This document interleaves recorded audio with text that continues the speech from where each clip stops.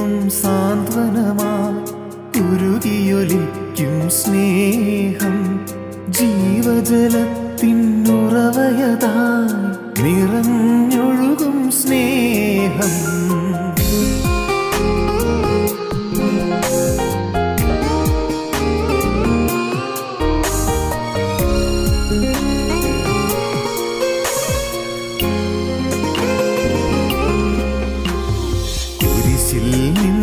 സാന്ത്വനമായി ഉരുകിയൊലിക്കും സ്നേഹം സഹനത്തിൻ നിണധാരയതായി ഉതിർന്നൊഴുകും സ്നേഹം.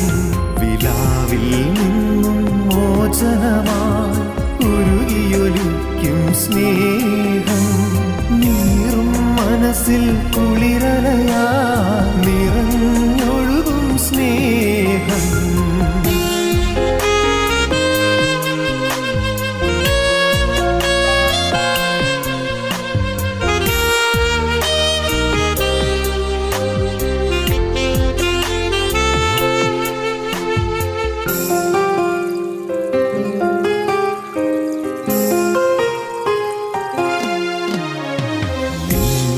വിരലിൻ വേലകളാ ദിവാകര താരകവാനവും നിൻ മുൻപിൽ നിലയറ്റവയായി മാനവനെ നീ സ്നേഹിച്ചു.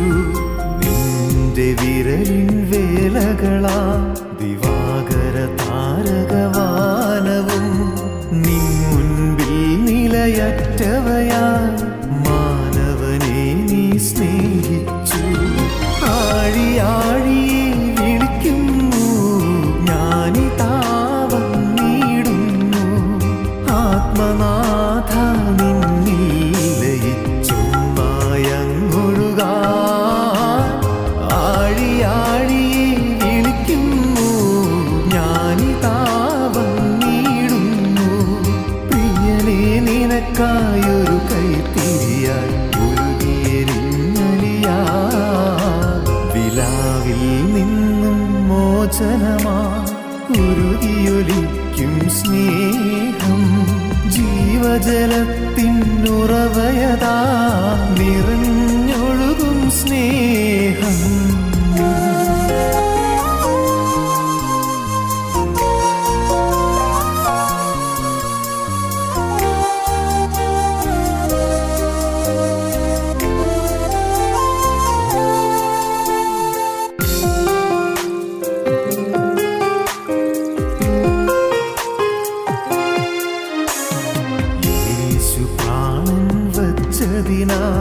സ്നേഹമെന്തെന്നറിയുകയായി എന്നേശു ജീവിക്കുന്നതിനാൽ ഏഴ ഞാനും വാഴുകയായി. യേശു പ്രാണൻ വച്ചതിനാൽ സ്നേഹമെന്തെന്നറിയുകയായി എന്നേശു ജീവിക്കുന്നതിനാൽ ഏഴ ഞാനും വാഴുകയായി. ആഴിയാഴിയെ വിളിക്കുന്നു ഞാനിതാവം നീടുന്നു ആത്മനാഥ നിന്നിൽ ലയിച്ചൊന്നായങ്ങൊഴുകാൻ. ആഴിയാഴിയെ വിളിക്കുന്നു ഞാനിതാവം നീടുന്നു പ്രിയനേ നിനക്കായൊരു കൈത്തിരിയായി കുരിശിൽ നിന്നും സാന്ത്വനമായി ഉരുകിയൊലിക്കും സ്നേഹം സഹനത്തിൻ നിണധാരയതായി ഉതിർന്നൊഴുകും സ്നേഹം. വിലാവിൽ നിന്നും മോചനമായി ഉരുകിയൊലിക്കും സ്നേഹം നീറും മനസ്സിൽ കുളിരലയായി നിറഞ്ഞൊഴുകും സ്നേഹം.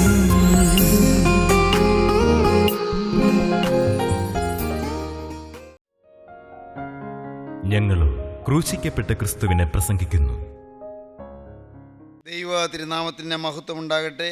എബ്രായ ലേഖനം 11-ാം അധ്യായം 1-ാം വാക്യം.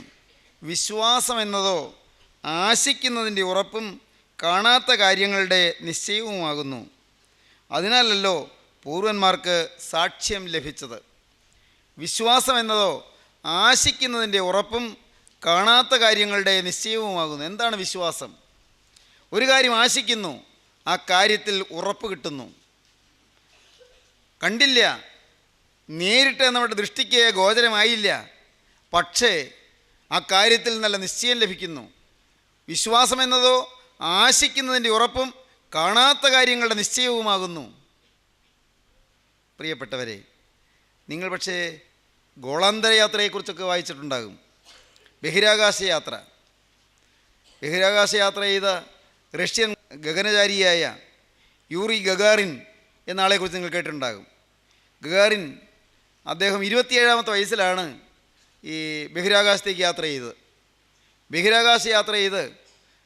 ബഹിരാകാശത്തുകൂടെ ലോകത്തെ ചുറ്റിക്കറങ്ങിക്കണ്ട് ബഹിരാകാശത്ത് അതുവരെയും പ്രവേശിച്ചിട്ടില്ലാത്ത ആ മഹാത്ഭുതം സാധിച്ച് അദ്ദേഹം മടങ്ങി വന്നിട്ട് അദ്ദേഹം പറഞ്ഞത് ഇങ്ങനെയാണ്: ഞാൻ ഈ ഭൂമിയിലെല്ലായിടത്തും നോക്കിയിട്ടുണ്ട്, അവിടെയെങ്ങും ഒരു ദൈവത്തെ കണ്ടില്ല. ഞാൻ ബഹിരാകാശത്ത് കടന്നു ചെന്ന് നോക്കി, അവിടെയും ഞാൻ ദൈവത്തെ കണ്ടില്ല. ഈ ഭൂമിയിലുമില്ല, ബഹിരാകാശത്തും ദൈവമില്ല. Gagarin ദൈവവിശ്വാസിയായിരുന്നില്ല, Gagarin നിരീശ്വരനായിരുന്നു. പരിഹസിക്കുകയാണ് ചെയ്തത്. ബാഹ്യാകാശത്ത് എല്ലായിടത്തും നോക്കി, ഔട്ടർ സ്പേസിൽ എല്ലായിടത്തും ഞാൻ നോക്കി, ദൈവത്തെ കണ്ടില്ല എന്ന് ഹാസ്യാത്മകമായിട്ടാണ് അദ്ദേഹം പറഞ്ഞത്. അദ്ദേഹം പറഞ്ഞതിനെ പ്രശംസിച്ച ആളുകളുണ്ട്, അദ്ദേഹം അത് പറഞ്ഞതിനെ വളരെ സങ്കടത്തോടെ കേട്ട ആളുകളുണ്ട്. 27-ാമത്തെ വയസ്സിലാണ് ഇത് പറഞ്ഞത്. ഒരു 7 കൊല്ലം കഴിഞ്ഞു. 34-ാമത്തെ വയസ്സിൽ പെട്ടെന്ന് ഒരു മഹാരോഗം ബാധിച്ചു. വലിയൊരു കെടുതി സംഭവിച്ചു, വലിയൊരു അത്യാഹിതം സംഭവിച്ചു. ഈ ഭൂമിയിൽ നിന്ന് കടന്നു പോകേണ്ടി വന്നു. കടന്നു പോകുന്നതിന് മുമ്പ് വളരെ നിരാശയോടെ, വളരെ സങ്കടത്തോടെ, അതിദുഃഖത്തോടെ അദ്ദേഹം വേദനയോടെ പറഞ്ഞു, അയ്യോ, എൻ്റെ ജീവിതം നഷ്ടപ്പെട്ടു പോയല്ലോ, എൻ്റെ ജീവിതം നഷ്ടപ്പെട്ടു പോയല്ലോ. പ്രിയപ്പെട്ടവരെ, ദൈവത്തെ വിശ്വസിക്കാൻ കഴിയുന്നൊരു ഭാഗ്യമാണ്. ചന്ദ്രനിൽ പോയി 72 മണിക്കൂർ ചന്ദ്രനിൽ ചെലവഴിച്ച ചാൾസ് ഡ്യൂക്ക് എന്ന് പറയുന്ന ഒരു ബഹിരാകാശ സഞ്ചാരിയുണ്ട്. ചന്ദ്രനിലേക്ക് യാത്ര ചെയ്തു, 72 മണിക്കൂർ ചന്ദ്രനിൽ ചെലവഴിച്ചു. അദ്ദേഹം മടങ്ങി വന്നു.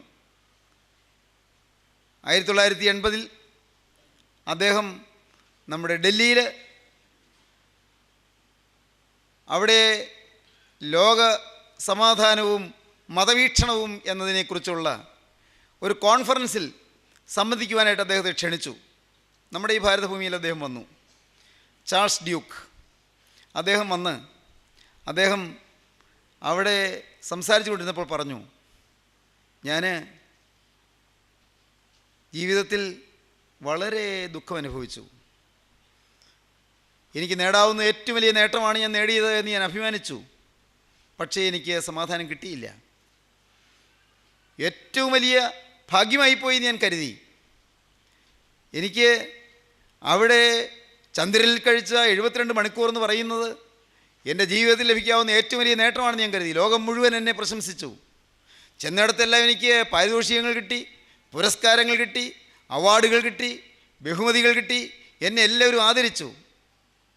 പക്ഷേ എനിക്ക് ഉള്ളത്തിൽ സമാധാനം ഉണ്ടായില്ല. എൻ്റെ കുടുംബജീവിതം തകർന്നുപോയി.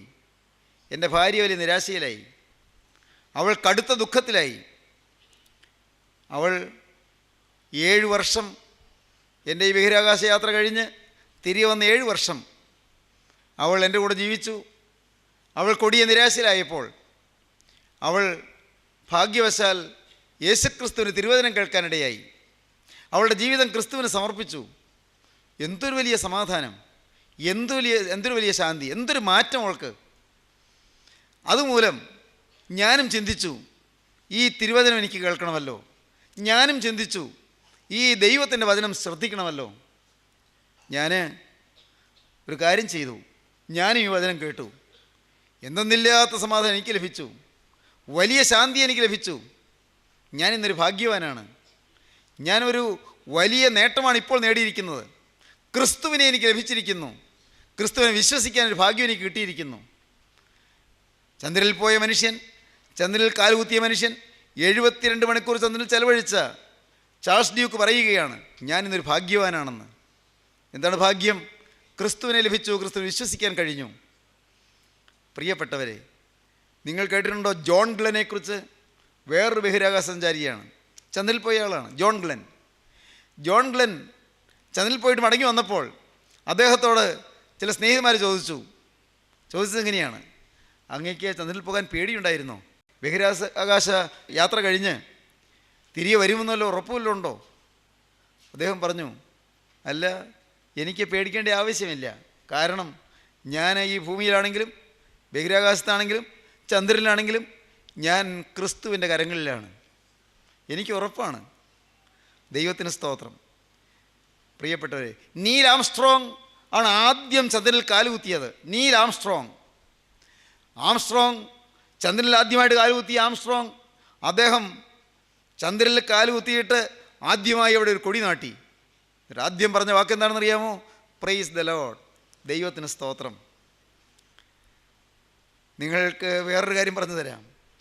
ആഫ്രിക്കയിലെ മിഷനറി പ്രവരനായിരുന്ന ഡേവിഡ് ലിവിങ്സ്റ്റൺ ആഫ്രിക്കയിൽ സുവിശേഷ വേലയ്ക്ക് വേണ്ടി പോയി. ഇംഗ്ലണ്ടിൽ ഏറ്റവും പ്രതാപശാലിയായും ഔന്നത്യമാർന്ന പ്രഭുകുടുംബത്തിൻ്റെ അംഗമായും പ്രശോഭിതനായിരിക്കേണ്ട ആൾ ആഫ്രിക്കയിലെ കിരാതന്മാരുടെ ഇടയിലേക്ക് യേശുക്രിസ്തുവിൻ്റെ സുവിശേഷം അറിയിപ്പാനായിട്ട് പോയി. ലിവിങ്സ്റ്റൻ്റെ ഈ ത്യാഗവും ഈ സ്നേഹവുമെല്ലാം പലരെയും ചിന്തിപ്പിച്ചു. അന്ന് അദ്ദേഹത്തിൻ്റെ നാട്ടിൽ ഇംഗ്ലണ്ടിൽ സ്റ്റാൻലി എന്ന് പറയുന്ന ഒരു ചെറുപ്പക്കാരൻ നിരീശ്വരനായിട്ടുണ്ടായിരുന്നു. ദൈവമില്ലെന്നാണ് സ്റ്റാൻലിയുടെ വിചാരം. ഈ ലിവിങ്സ്റ്റൺ ഒരു വിഡ്ഢിത്തമാണ് കാണിക്കുന്നതാണ് സ്റ്റാൻലി വിചാരിച്ചത്. എന്തോ ഒരു മഹാപമ്പര വിഡ്ഢിത്തം. സ്റ്റാൻലി ആഫ്രിക്കയിൽ ചെന്നു. സ്റ്റാൻലി ഈ ലിവിങ്സ്റ്റൻ്റെ കൂടെ കുറേ നാൾ താമസിച്ചു.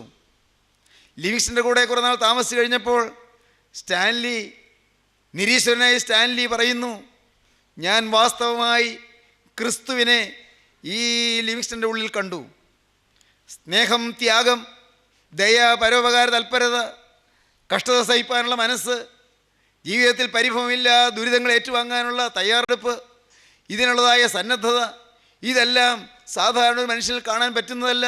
ക്രിസ്തുവിൽ മാത്രം കാണുന്ന ആ ക്രൂസിലെ ത്യാഗോജ്വലമായ സ്നേഹത്തിൻ്റെ വ്യക്തമായ ചിത്രീകരണവും പ്രതിഫലനവുമാണ് ഇദ്ദേഹത്തിൻ്റെ ജീവിതത്തിൽ ഞാൻ കണ്ടത് എന്ന് സ്റ്റാൻലി പറഞ്ഞു. സ്റ്റാൻലി ഒരു ദൈവവിശ്വാസിയായി എന്ന് മാത്രമല്ല, ലിവിങ്സ്റ്റൻ്റെ ജീവിതം കണ്ട് സ്റ്റാൻലി ക്രിസ്തുവിശ്വാസിയായി എന്ന് മാത്രമല്ല, സ്റ്റാൻലി ലിവിങ്സ്റ്റൻ്റെ ഒരു കോവർക്കറായി മാറി. ലിവിങ്സ്റ്റൺ പിന്നീട് ആഫ്രിക്കയിൽ ദൈവത്തിൻ്റെ വേല ചെയ്ത കാലത്തെല്ലാം സ്റ്റാൻലി കൂടെ ഉണ്ടായിരുന്നു. പ്രിയപ്പെട്ടവരെ, ഞാനിതെല്ലാം വായിച്ചപ്പോൾ ഞാൻ അല്പനേരം തിരിഞ്ഞു നിന്ന് ചിന്തിച്ചു. അല്പനേരം തിരിഞ്ഞു നിന്ന് ഞാനിങ്ങനെ മൗനമായി ഇരുന്നു പോയി. മറ്റൊന്നും കൊണ്ടല്ല, കർത്താവേ, ലിവിങ്സ്റ്റൻ്റെ ജീവിതം കണ്ട് സ്റ്റാൻലിക്ക് ക്രിസ്തുവിനെ കണ്ടെത്താനിടയായല്ലോ. എൻ്റെ ജീവിതം കൊണ്ട് ഞാൻ നേടേണ്ടത് നേടിയോ? എൻ്റെ ജീവിതം കൊണ്ട് ഞാൻ സമ്പാദിക്കേണ്ടത് സമ്പാദിച്ചുവോ? എൻ്റെ ജീവിതം കൊണ്ട് ക്രിസ്തുവിനെ കാണിച്ചു കൊടുക്കാൻ എനിക്ക് കഴിഞ്ഞോ? ഞാൻ പ്രസംഗിച്ചു, ഞാൻ ദൈവത്തിന് വേല ചെയ്തു, ഞാൻ വർഷങ്ങൾക്ക് മുമ്പ് മാനസാന്തരപ്പെട്ടു. പക്ഷേ എൻ്റെ ജീവിതത്തിൽ യേശുക്രിസ്തുവിനെ പ്രതിഫലിപ്പിക്കാൻ എനിക്ക് കഴിഞ്ഞോ? എൻ്റെ ദൈവമേ, എൻ്റെ ജീവിതം ഞാൻ ഇന്ന് തിരിഞ്ഞു നോക്കുമ്പോൾ, നാഥാ, നീ എങ്ങനെയാണ് കാണുന്നത്? നീ എങ്ങനെ കാണുന്നുവെന്ന് നീ കാണുന്ന പ്രകാരം ഇരിക്കുന്നു കണ്ട് എളിമപ്പെടാനുള്ള കൃപ തരണമേ. ഞാൻ പ്രാർത്ഥിക്കുകയായിരുന്നു. സഹോദരങ്ങളെ, ഇന്ന് നിങ്ങളോട് സ്നേഹത്തോടെ പറയട്ടെ, നിങ്ങളുടെ ജീവിതത്തിൽ ക്രിസ്തുവിലുള്ള വിശ്വാസം നിങ്ങളുടെ ഹൃദയത്തിൽ ജ്വലിച്ചു നിൽക്കട്ടെ. ക്രിസ്തുവിലുള്ള വിശ്വാസം, യേശുക്രിസ്തുവിലുള്ള വിശ്വാസം, ആ വിശ്വാസം നിങ്ങളെ നയിക്കട്ടെ. വിശ്വാസം, യേശുക്രിസ്തു എനിക്ക് മതിയായവൻ എന്നുള്ള വിശ്വാസം, എൻ്റെ കഷ്ടതയിൽ എന്നെ താങ്ങുവാൻ, എൻ്റെ ദുരിതങ്ങളിൽ എന്നെ പോറ്റുവാൻ, എൻ്റെ വറുതിയിൽ എന്നെ സഹായിപ്പാൻ, ഞാൻ എതിർപ്പുകളുടെ മധ്യത്തിൽ പതറിപ്പോകുമ്പോൾ എനിക്ക് താങ്ങും തണലുമായി നിൽപ്പാൻ യേശുക്രിസ്തു മതിയായവനാണ് എന്നുള്ള ഒരു വലിയ ബോധ്യം നിങ്ങളെ ഭരിക്കട്ടെ. ജീവിതത്തിൽ പ്രതിസന്ധികളില്ലേ, പ്രാതികൂല്യങ്ങളില്ലേ, ദുരിതങ്ങളും യാതനകളും വേദനകളുമില്ലേ? എന്തെന്ത് പ്രതിസന്ധികളിലൂടെയാണ് നാം ഓരോ ദിവസവും കടന്നു പോകുന്നത്. ഈ ലോക ജീവിതം ദുരിതം നിറഞ്ഞതല്ലേ, യാതനാഭരിതമല്ലേ? എത്രയോ കൊടുങ്കാറ്റുകളേറ്റാണ് നാം വാടിയും തളർന്നും ആടിയും ഒലഞ്ഞും ഈ ജീവിതപ്പടക് നീങ്ങിക്കൊണ്ടിരിക്കുന്നത്. എന്നാൽ പറയട്ടെ, ഈ ലോക ജീവിതത്തിൽ ചാരാൻ കൊള്ളാവുന്ന ഒരു വ്യക്തിയുണ്ട്. ദൈവത്തിന് സ്തോത്രം. അത് കർത്താവായ യേശുക്രിസ്തു മാത്രമാണ്. യേശുക്രിസ്തുവിൽ ചാരിയാൽ അവൻ ഒലഞ്ഞു പോവില്ല, അവൻ ആടിപ്പോവില്ല, അവൻ വാടിപ്പോവില്ല, അവൻ തളർന്നു പോവില്ല. പ്രിയപ്പെട്ടവരെ, യേശുവിൽ നിങ്ങൾ ചാരുവീൻ. എനിക്കും നിങ്ങൾക്കും ചാരുവാനായി യേശുവിൻ്റെ തിരുമാറ് തുറന്നിരിക്കുന്നു, ആ തിരുവിലാവ് തുറന്നിരിക്കുന്നു. യേശുവിന് തൃക്കൈകൾ നീട്ടിയിരിക്കുന്നു. അവനെ നിങ്ങൾ കൈക്കൊള്ളാമെങ്കിൽ, അവനെ നിങ്ങൾക്ക് സ്വീകരിക്കാമെങ്കിൽ അവൻ നിങ്ങൾക്ക് സമാധാനം തരും, അവൻ നിങ്ങൾക്ക് ആശ്വാസം തരും, അവൻ നിങ്ങൾക്ക് തണലായി നിൽക്കും, അവൻ നിങ്ങൾക്ക് സഹായിയായി നിൽക്കും. നിങ്ങളുടെ ക്ലേശങ്ങളിൽ നിങ്ങളെ അവൻ സഹായിക്കും. രോഗശൈലിയിൽ നിങ്ങൾ കിടക്കുമ്പോൾ അവൻ നിങ്ങളുടെ അരികത്ത് വന്നിരിക്കും. 41-ാം സങ്കീർത്തനം പറയുന്ന പ്രകാരം രോഗശൈലിയിൽ ദൈവം നമ്മെ താങ്ങും. രോഗശൈലിയിൽ താങ്ങുന്നവൻ, രോഗക്കിടക്ക മാറ്റി വിരിക്കുന്നവൻ, രോഗക്കിടക്ക സൗഖ്യത്തിൻ്റെ കിടക്കയായി മാറ്റുന്നവൻ, വിശ്രമത്തിൻ്റെ കിടക്കയായി മാറ്റുന്നവൻ. കരുണയുള്ള കർത്താവ് വേദനകൾ മാറ്റിത്തരികയും ആറ്റിത്തരികയും ചെയ്യും. ജീവനുള്ള ക്രിസ്തു നമ്മുടെ ദൈനംദിന ജീവിതത്തിലേക്ക് കടന്നു വരുവാൻ നിങ്ങൾ അവന് വേണ്ടി വിട്ടുകൊടുത്താൽ അതാണ് വിശ്വാസം, അതാണ് മാനസാന്തരം. വിശ്വാസം ലഭിച്ചോ മാനസാന്തരത്തിലേക്ക് നയിക്കാം. എങ്ങനെയാണ് ഈ വിശ്വാസം ലഭിക്കുന്നത്? അത് റോമർക്കെഴുതിയ ലേഖനം 10-ാം അധ്യായത്തിൽ അപ്പോസ്തലൻ പറയുന്നുണ്ട്. റോമർക്കെഴുതിയ ലേഖനം 10-ാം അധ്യായം 17-ാം വാക്യം, ആകയാൽ വിശ്വാസം കേൾവിയാലും കേൾവി ക്രിസ്തുവിൻ്റെ വചനത്താൽ വരുന്നു.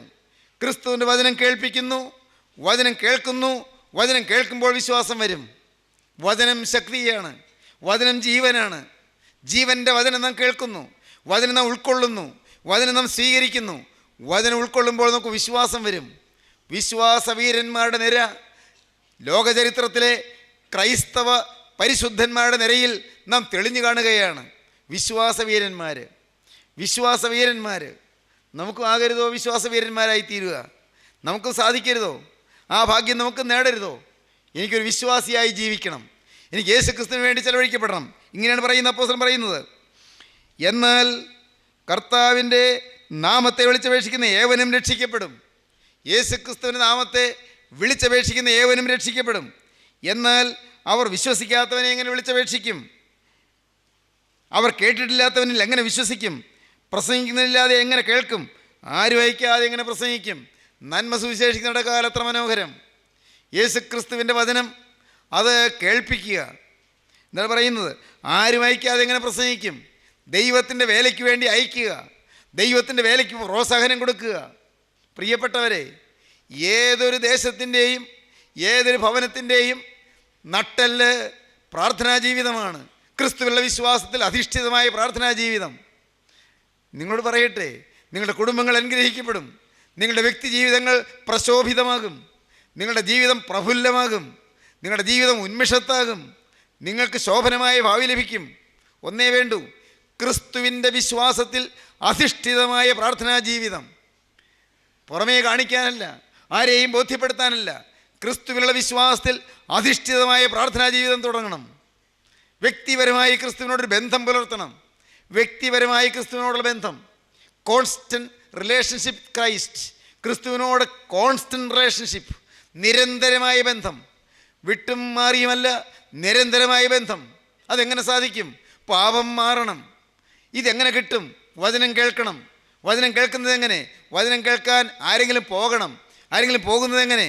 വചനം കേൾക്കാൻ, വചനം പറയാൻ ആരെങ്കിലും അയക്കണം. അയക്കാൻ ആളുകളുണ്ടാകണം, പ്രോത്സാഹിപ്പിക്കണം. അതാണ് പറഞ്ഞത്. അവർ വിശ്വസിക്കാത്തവരെ എങ്ങനെ വിളിച്ചപേക്ഷിക്കും? ക്രിസ്തുവിൻ്റെ നാമം വിളിച്ചപേക്ഷിക്കുന്ന ഏവനും രക്ഷിക്കപ്പെടും. രക്ഷ വേണമെങ്കിൽ ക്രിസ്തുവിൻ്റെ നാമത്തെ വിളിച്ചപേക്ഷിക്കണം, യേശുക്രിസ്തുവിനെ വിളിച്ചപേക്ഷിക്കണം. ക്രിസ്തുവാണ് രക്ഷകൻ. രക്ഷകന്മാർ പലരില്ല, ഏകരക്ഷകൻ ക്രിസ്തു. ക്രിസ്തുവിനെ വിളിച്ചപേക്ഷിക്കണം. അവർ വിശ്വസിക്കാത്തവനെ എങ്ങനെ വിളിച്ചപേക്ഷിക്കും? അവർ കേട്ടിട്ടില്ലാത്തവനിൽ എങ്ങനെ വിശ്വസിക്കും? പ്രസംഗിക്കുന്നതിനില്ലാതെ എങ്ങനെ കേൾക്കും? ആരും അയക്കാതെ എങ്ങനെ പ്രസംഗിക്കും? ആകയാൽ വിശ്വാസം കേൾവിയാലും കേൾവി ക്രിസ്തുവിൻ്റെ വചനത്താലും വരുന്നു. വിശ്വാസം. ധനവാൻ പറഞ്ഞു, അബ്രഹാം പിതാവിനോട് പറഞ്ഞു, അബ്രഹാം പിതാവേ, ആ ലാസറിനെ ഒന്ന് ഭൂമിയിലേക്ക് അയക്കണം. എൻ്റെ 5 സഹോദരന്മാർ അവർ ഈ യാതനാ സ്ഥലത്തേക്ക് വരാൻ ഇടയാകരുത്, ഒന്ന് അയക്കണം. അല്ലല്ല, അത് വേണ്ട, അവിടെ മോശയും പ്രവാചകന്മാരും ഉണ്ടല്ലോ. അയ്യോ അബ്രഹാം പിതാവേ, മോശയുടെയും പ്രവാചകന്മാരുടെയും വാക്കുന്നവർ കേൾക്കുകയില്ല. മരിച്ചവരിൽ നിന്ന് ഒരാൾ എഴുന്നേറ്റ് ചെന്നാലേ അവർ മാനസാന്തരപ്പെടുകയുള്ളൂ. എന്നെപ്പോലെ തന്നെയാണ് അവർ മാനസാന്തരപ്പെട്ടിട്ടില്ല. എന്തോരം പ്രസംഗം ഞാനും ഭൂമിയിൽ വെച്ച് കേട്ടതാണ്. ഞാൻ ഏതെല്ലാം സുവിശേഷകരെ പരിചയപ്പെട്ടതാണ്, ഏതെല്ലാം ആത്മീയമായ കൂട്ടായ്മകൾ ഞാനും പങ്കെടുത്തതാണ്. എനിക്ക് മാനസാന്തരം കിട്ടിയില്ല, എനിക്ക് വിശ്വസിക്കാൻ കഴിഞ്ഞില്ല. അബ്രഹാം പിതാവ് പറഞ്ഞു, മോശയുടെയും പ്രവാചകന്മാരുടെയും വാക്ക് കേൾക്കാഞ്ഞാൽ മരിച്ചവരിൽ നിന്നൊരുത്തൻ എഴുന്നേറ്റ് ചെന്നാലും അവർ മാനസാന്തരപ്പെടുകയില്ല, വിശ്വസിക്കുകയില്ല. മാനസാന്തരം വിശ്വാസത്താൽ. പ്രിയപ്പെട്ടവർ, എന്താണ് മരണാനന്തരാവസ്ഥ? മരണാനന്തരാവസ്ഥ എന്താണ്? വിശ്വാസത്താൽ ദൈവരാജ്യത്തിൽ എത്തിച്ചേരുകയാണ്. എനിക്കൊരു കാരണവശാലും എത്താൻ സാധ്യമല്ലാത്ത സ്വർഗത്തിൽ ഞാൻ എത്തിച്ചേരുകയാണ്. എങ്ങനെയാണ്? അങ്ങോട്ട് പോയ യേശുക്രിസ്തുവിൻ്റെ തിരുവസ്ത്രത്തിൻ്റെ ആ തൊങ്ങലിൽ പിടിച്ചുകൊണ്ട് അങ്ങോട്ട് കയറാം. എനിക്ക് സ്വന്തം നിലയിൽ കയറാനൊക്കുകയില്ല, തപസ്സനുഷ്ഠിച്ച് അങ്ങോട്ട് കയറാനൊക്കുകയില്ല. ഞാൻ മഹർഷിയെപ്പോലെ അല്ലെങ്കിൽ താപസനെ പോലെ ജീവിച്ച് അങ്ങോട്ട് കയറാനൊക്കുകയില്ല. ദൈവരാജ്യത്തിലേക്ക് പോകാൻ ഞാൻ കുറേയേറെ നല്ല പ്രവൃത്തികളൊക്കെ ചെയ്ത് അങ്ങോട്ട് കയറാനൊക്കുകയില്ല. ഞാൻ എൻ്റെ ജീവിതത്തിൽ ക്രിസ്തു എന്ന ഒരു വ്യക്തിയിൽ ആശ്രയിച്ച് മാത്രമേ എനിക്ക് അങ്ങോട്ട് കയറാനൊക്കുകയുള്ളൂ. മറ്റൊരുത്തനിലും രക്ഷയില്ല. നാം രക്ഷിക്കപ്പെടുവാൻ ആകാശത്തിന് കീഴിൽ മനുഷ്യരുടെയിൽ നൽകപ്പെട്ട വേറെ ഒരു നാമവുമില്ല. ക്രിസ്തുവിൽ വിശ്വസിക്കുകയും ക്രിസ്തുവിൽ ആശ്രയിക്കുകയും ക്രിസ്തുവിൻ്റെ ക്രൂശ് മരണത്തെ സ്വീകരിച്ച് വിശ്വസിച്ച് അംഗീകരിച്ച് ക്രിസ്തു ക്രൂശിൽ മരിച്ചതുപോലെ എൻ്റെ പഴയ മനുഷ്യൻ മരിച്ചു എന്നുള്ള നിർണയത്തോടെ പുതിയ മനുഷ്യനായി ജീവിക്കുകയും ചെയ്തെങ്കിൽ മാത്രമേ ദൈവരാജ്യത്തിൽ എത്തുകയുള്ളൂ. ദൈവത്തിന് സ്തോത്രം. ഇത് ഒരു പഴഞ്ചൻ കാര്യമല്ല, ഇതെന്നും പുതിയ കാര്യമാണ്. ഞാനൊരു പുതിയ സൃഷ്ടിയായി തീരുക. പ്രിയപ്പെട്ടവരെ, പ്രായോഗികമായ വശം പറയട്ടെ, നമ്മുടെ ബുദ്ധിയിൽ അത് ഒതുങ്ങുകയില്ല, ബുദ്ധിയിൽ മനസ്സിലാക്കാൻ സാധിക്കുകയില്ല. C.S. ലൂയിസ് എന്ന് പറയുന്ന ആളുണ്ടല്ലോ, അദ്ദേഹം ബുദ്ധി കൊണ്ട് ഒരുപടി പഠിച്ചു. പഠിച്ചപ്പോൾ അദ്ദേഹത്തിന് മനസ്സിലായത് ഈ മുഴുവൻ മണ്ടത്തരമാണ്. ഈ ക്രിസ്തുവിൻ്റെ ഭക്തിയും ക്രിസ്തുവിനോടുള്ള ഭക്തിയും ക്രിസ്തുവിൻ്റെ വിശ്വാസമൊക്കെ വെറും മണ്ടത്തരം. മനുഷ്യൻ ബുദ്ധിജീവിയാണ്, മനുഷ്യൻ യുക്തിഭദ്രതയുള്ളവനാണ്, യുക്തിബോധമുള്ളവനാണ്. അവനിതിനിങ്ങനെ ഈശ്വര വിശ്വാസം പുലർത്തുന്നു, ക്രിസ്തുവിനുള്ള വിശ്വാസം പുലർത്തുന്നു. ഇതൊക്കെയാണ് C.S. ലൂയിസ് ആദ്യം പറഞ്ഞത്. പക്ഷേ C.S. ലൂയിസ്, നിങ്ങൾക്ക് കേൾക്കണമോ, C.S. ലൂയിസ് ജീവിതത്തിൽ കൂടുതൽ ബൈബിൾ വായിക്കാനും തിരുവചനം ഗ്രഹിക്കാനും ശ്രമിക്കും തോറും കൂടുതൽ വെളിവ് കിട്ടി വന്നു. നോക്കൂ, C.S. ലൂയിസ് പിൽക്കാലത്ത് ക്രിസ്തുവിൻ്റെ ഏറ്റവും ശക്തനായ ഒരു വലിയ വക്താവായി മാറി, ക്രിസ്തുവിനെ അനുഭവിക്കുന്നതായി മാറി. C.S. ലൂയിസ് എഴുതിയ പുസ്തകങ്ങൾ നിങ്ങൾ വായിക്കുന്നത് നല്ലതായിരിക്കും. ക്രിസ്ത്യാനിറ്റി ആൻഡ് ക്രിസൻഡം അദ്ദേഹം എഴുതിയ പുസ്തകമാണ്. ആ പുസ്തകം വായിച്ചാൽ അപ്പോഴാണ് നിരീശ്വരൻ എങ്ങനെ വിശ്വാസിയായി മാറി എന്ന് കാണാൻ സാധിക്കുന്നത്. നിങ്ങൾ കേട്ടിട്ടുണ്ടാകും, ഇംഗ്ലീഷ് സാഹിത്യത്തിലെ സുപ്രസിദ്ധനായ ഒരു വലിയ നോവലിസ്റ്റാണ് Robert Louis Stevenson. R.L. Stevenson എന്ന് പറയുന്ന റോബർട്ട് ലൂയിസ് സ്റ്റീവൻസൺ അദ്ദേഹം എഴുതിയ കിഡ്നാപ്പ്, ട്രഷർ ഐലൻഡ് മുതലായ പുസ്തകങ്ങൾ ഇംഗ്ലീഷ് അറിയാവുന്നവർക്ക് ഹരം പിടിക്കുന്ന നോവലുകളാണ്, മനോഹരമായ പുസ്തകങ്ങളാണ്. ഞാൻ പണ്ട് കിഡ്നാപ്പ് ഞാൻ പഠിച്ചിട്ടുണ്ട്, ട്രഷർ ഐലൻഡ് ഞാൻ വായിച്ചിട്ടുണ്ട്. മനോഹരമായ പുസ്തകങ്ങളാണ്. ഇദ്ദേഹം ഒരു നല്ല പ്രായം വരെ നിരീശ്വരനായിരുന്നു, ദൈവമില്ലെന്ന് പറയുന്നയാളായിരുന്നു. പക്ഷേ R.L. സ്റ്റീവൻസൺ പിൽക്കാലത്ത് ക്രിസ്തുവിൻ്റെ തിരുവചനം വായിക്കുകയും തിരുവചനം കേൾക്കുകയും തിരുവചനം ധ്യാനിക്കുകയും ചെയ്തു. ക്രിസ്തുവിനെ തിരിച്ചറിഞ്ഞു, ക്രിസ്തുവിനായി ജീവിതം സമർപ്പിച്ചു. പ്രിയപ്പെട്ടവരെ, നമ്മുടെ ബുദ്ധി കൊണ്ടൊന്നും ആലോചിക്കേണ്ട, ബുദ്ധിയിലൊന്നും മനസ്സിലാവുകയില്ല, ബുദ്ധിയിലൊന്നും പഠിക്കാൻ ഒക്കുകയുമില്ല. ഇതൊരു വലിയ ഐന്ദ്രജാലിക ശക്തിയാണ്, ക്രിസ്തുവിൻ്റെ ശക്തി. അതൊരു അപ്രമേയ ശക്തിയാണ്, അത്ഭുതകരമായ ശക്തിയാണ്. നമ്മുടെ ബുദ്ധിയിൽ അത് വിശകലനം ചെയ്താൽ മനസ്സിലാവുകയില്ല. ഈ പാവ മനുഷ്യൻ്റെ ബുദ്ധിയിൽ ഒതുങ്ങുന്നതാണോ ക്രിസ്തു? ദൈവത്തിന് സ്തോത്രം. ഈ നിസ്സാര മനുഷ്യൻ്റെ ചെറിയ ബുദ്ധിയിൽ ഒതുങ്ങുമോ ക്രിസ്തുവിൻ്റെ ആ അത്ഭുത പ്രപഞ്ചം? അത്ഭുതകരമായ വ്യക്തിത്വം എൻ്റെ ഈ ബുദ്ധിയിൽ ഒതുങ്ങുന്നതാണോ? എന്നാൽ കരുണയുള്ള കർത്താവ് നമ്മുടെ ഹൃദയത്തിൽ വസിപ്പാൻ ആഗ്രഹിച്ചുകൊണ്ട്, അവൻ നമ്മെ സ്നേഹിച്ചുകൊണ്ട് തൻ്റെ ഹൃദയം നമുക്ക് വേണ്ടി തുറന്നിരിക്കുന്നു. നോഹ ദൈവത്തെ വിശ്വസിച്ചു. നോഹ ദൈവത്തെ വിശ്വസിച്ചപ്പോൾ ദൈവത്തിൻ്റെ വചനം കൈക്കൊണ്ടു. വചനപ്രകാരം നോഹ ആ തലമുറയിൽ നീതിമാനായി ജീവിക്കാൻ ഭാഗ്യം ലഭിച്ചു. മോശ ദൈവത്തെ വിശ്വസിച്ചു, അബ്രഹാം ദൈവത്തെ വിശ്വസിച്ചു. ഇല്ലായ്മയിൽ ഉളവാക്കിയ നിത്യനായ ദൈവത്തെ അബ്രഹാം വിശ്വസിച്ചു. അത് അബ്രഹാമിന് നീതിയായി കണക്കിട്ടു. ഞാൻ വിശദീകരിക്കുന്നില്ല. ഇന്ന് നിങ്ങൾ ക്രിസ്തുവിനെ വിശ്വസിക്കാം, മറ്റൊന്നും വേണ്ട. നിങ്ങളതിന് മതമൊന്നും മാറണ്ട, നിങ്ങൾ സഭയൊന്നും മാറണ്ട, നിങ്ങൾ സമുദായം മാറണ്ട, നിങ്ങളുടെ ഡ്രസ്സിൻ്റെ നിറം മാറണ്ട. പ്രിയപ്പെട്ടവരെ, നിങ്ങളുടെ ഡ്രസ്സിൻ്റെ കളറൊന്നും മാറാൻ നിങ്ങൾ നോക്കണ്ട. ഞാൻ തുറന്നു പറയും, ലജ്ജ കൂടാതെ പറയും, നിങ്ങൾ ആഭരണമൊന്നും മാറ്റണ്ട. പ്രിയപ്പെട്ടവരെ, നിങ്ങൾ മാറ്റേണ്ടത് നിങ്ങളുടെ ഹൃദയമാണ്. നിങ്ങളുടെ ഹൃദയം മാറും, സ്വഭാവം മാറും, നിങ്ങളുടെ ജീവിതം മാറും, നിങ്ങളുടെ ലക്ഷ്യം മാറും, നിങ്ങളുടെ ലാക്ക് മാറും, നിങ്ങളുടെ ജീവിത വീക്ഷണം മാറും. നിങ്ങളുടെ ജീവിതത്തിൻ്റെ ഉൾത്തളങ്ങളിലേക്ക് സമാധാനം ഇരച്ചു കയറും. ക്രിസ്തു നിങ്ങളുടെ ഹൃദയത്തിലേക്ക് വരും. നിങ്ങളെ നയിക്കാൻ ഉടമസ്ഥനുണ്ട് എന്ന് നിങ്ങൾക്ക് ബോധ്യമാകും. യേശു ക്രിസ്തു നിങ്ങൾക്ക് രക്ഷകർത്താവുണ്ടെന്ന് മനസ്സിലാകും. നമുക്ക് വേണ്ടി പാപത്തിന് ശിക്ഷയേറ്റ് ക്രൂസിൽ മരിച്ചവൻ, എൻ്റെ പാപത്തിന് ശിക്ഷയേറ്റ് കുരിശിൽ മരിച്ചവൻ, കുറ്റമില്ലാത്ത രക്തം ചിന്തിയവൻ ഇന്ന് ഇപ്പോൾ നിങ്ങൾ ഈ വാക്കുകളെ കേട്ടുകൊണ്ടിരിക്കുമ്പോൾ നിങ്ങളുടെ അരികത്ത് വന്നിരിക്കും നിങ്ങൾ വിശ്വസിക്കൂ. അവൻ നിങ്ങളുടെ അരികത്തോടെ മന്ദം നടക്കും നിങ്ങൾ വിശ്വസിക്കൂ. അവൻ നിങ്ങളുടെ അരികത്തോടെ നിൽക്കും നിങ്ങൾ വിശ്വസിക്കൂ. അവൻ നിങ്ങളെ സ്നേഹത്തോടെ നോക്കും നിങ്ങൾ വിശ്വസിക്കൂ. യേശു ക്രിസ്തു നിങ്ങളുടെ അരികത്ത് വന്ന് കാരുണ്യ വായ്പോടെ നിങ്ങൾ നോക്കിക്കൊണ്ട് നിൽക്കുന്നു. ആ സ്നേഹാർദ്രമായ തിരുസന്നിധാനത്തിലേക്ക് നിങ്ങളുടെ ഉള്ളം നിങ്ങൾ തുറക്കുവീൻ. ക്രിസ്തുവിനോട് പറയുവീൻ, നാഥാ, ഇന്ന് വരെ സാത്താൻ്റെ അടിമത്വത്തിൽ, പാപത്തിൻ്റെ അടിമത്വത്തിൽ ഞാൻ ജീവിച്ചു പോയി. അനേകം തിന്മകളിൽ ഞാൻ മുഴുകിപ്പോയി. ഇന്ന് നാഥാ, ഞാനിതാ പാപത്തോട് യാത്ര പറഞ്ഞ് സാത്താനെ അവൻ്റെ സകല സൈന്യത്തെ ഉപേക്ഷിച്ച് മിശിഹാതമ്പുരാനെ ഇതിന് ഞാൻ എൻ്റെ കർത്താവ് രക്ഷിതാവുമായി സ്വീകരിക്കുന്നു. ഇന്നു മുതൽ ഞാൻ പുതിയ സൃഷ്ടിയായി ജീവിക്കും. ക്രിസ്തു നിങ്ങളുടെ ഹൃദയത്തിൻ്റെ ആഗ്രഹം കാണട്ടെ. ക്രിസ്തു നിങ്ങളുടെ ഹൃദയത്തിൻ്റെ വാഞ്ച കാണട്ടെ. ക്രിസ്തു നിങ്ങളുടെ ഹൃദയത്തിൻ്റെ തീരുമാനം കാണട്ടെ. ക്രിസ്തു നിങ്ങളെ അനുഗ്രഹിക്കട്ടെ. ക്രിസ്തുവിൻ്റെ തൃക്കരം നിങ്ങൾ ശിരസിൽ വെക്കട്ടെ. ക്രിസ്തുവിൻ്റെ ആണിപ്പാടുള്ള കരം നിങ്ങൾ ശിരസിൽ വെക്കുമ്പോൾ നിങ്ങളുടെ പാപത്തിൻ്റെ ചങ്ങലകൾ പൊട്ടിപ്പോകും.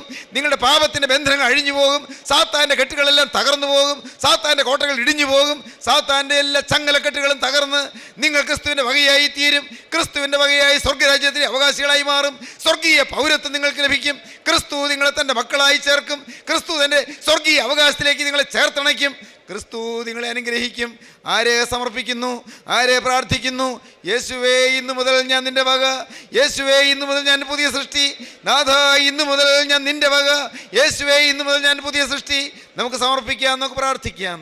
കാരുണ്യവാനായ ഞങ്ങളുടെ സ്വർഗീയ പിതാവേ, ഈ മനോഹരമായ സമയത്തിനായി സ്തോത്രം. നാഥ, അവിടുത്തെ ജീവൻ്റെ വചനം കേട്ട ഈ നിന്റെ മക്കളെ അവിടെ നിന്ന് വാഴ്ത്തണമേ. വചനം കേട്ട എല്ലാവരുടെ മേൽ തൃക്കരം വരണമേ. അനുഗ്രഹിക്കണമേ, ആശീർവദിക്കണമേ. രോഗികളുണ്ടല്ലോ കർത്താവേ, സൗഖ്യം നൽകണമേ. മനസ്സ് ഭാരപ്പെട്ടിരിക്കുന്നവരുണ്ടല്ലോ കർത്താവേ, ആശ്വാസം നൽകണമേ. ഹൃദയം വിങ്ങി വേദനിച്ചു കൊണ്ടിരിക്കുന്നവരുണ്ടല്ലോ കർത്താവേ, സമാധാനം നൽകണമേ. കുടുംബത്തിൽ ശാന്തിയില്ലാതെ അഴലുന്നവരുണ്ടല്ലോ കർത്താവേ, കുടുംബങ്ങളിലേക്ക് സമാധാനം അയക്കണമേ. ജീവിതം വഴിവിട്ട് നിൽക്കുന്നവരുണ്ടല്ലോ കർത്താവേ, നിന്റെ മക്കൾക്ക് മുന്നോട്ട് ഗതി നൽകണമേ. കടത്തിൽ മുങ്ങി വലയുന്നവരുണ്ടല്ലോ കർത്താവേ, ഒരു പോംവഴി നൽകണമേ. കരുണയുള്ള കർത്താവേ, എല്ലാവരെയും അനുഗ്രഹിക്കണമേ. നിത്യജീവന്റെ ഉറപ്പ് നൽകണമേ. നിത്യ സ്വർഗത്തിന്റെ അവകാശം നൽകണമേ. പാപത്തെ ഉപേക്ഷിപ്പാനുള്ള നൽവരം നൽകണമേ. പുതിയ ജീവിതം നയിപ്പാനുള്ള ഭാഗ്യം നൽകണമേ. എല്ലാ നന്മകളാൽ നിറയ്ക്കണമേ. അവിടുത്തെ രണ്ടാമത്തെ വരവിന് വേണ്ടി ഒരുക്കണമേ.